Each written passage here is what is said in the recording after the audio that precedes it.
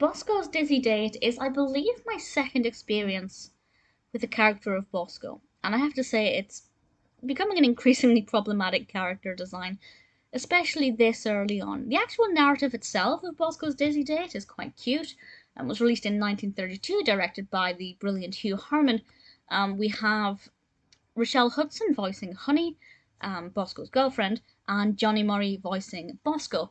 And I'll talk a little bit about the narrative itself in a moment, but I just want to read you this one sentence from tinytoons.fandom.com. It's an article about Bosko and Honey, because I was doing some research into the background of the character, which is definitely worth having a look into if you're interested in this. There's certainly a lot of information out there about the character. I apologize if you can hear my desk groaning, it's falling apart.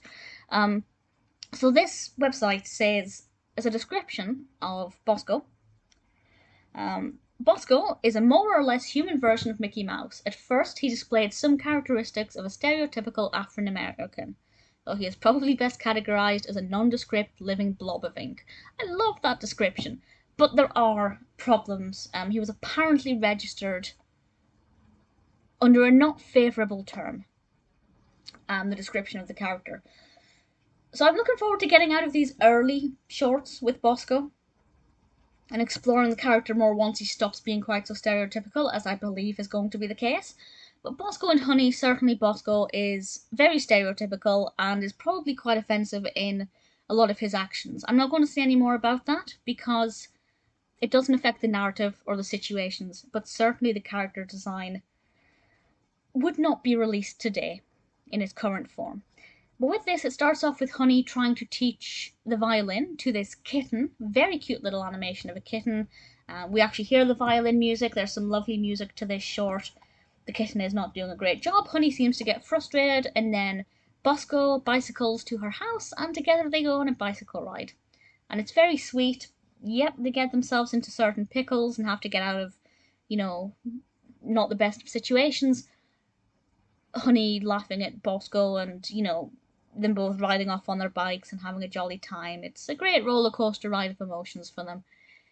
For me, as I said, I believe my second look at Bosko as a character, I'm surprised it's lasted as long as it did, because Bosko lasted for quite a while. I can't give you the numbers, but I know he had quite a few cartoons.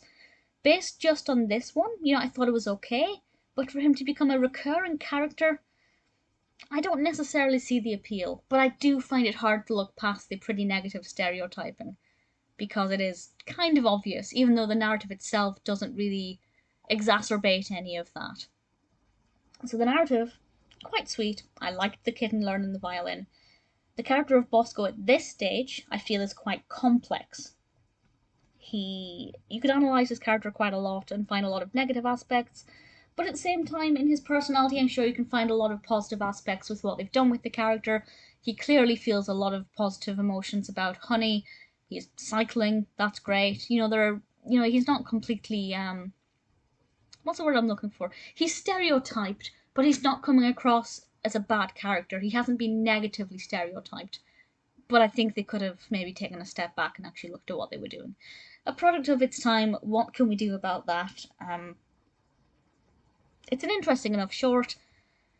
For a Merry Melodies, it's definitely not my favourite, but Bosko's Dizzy Date is certainly, from a historical perspective and an educational perspective, probably worth watching.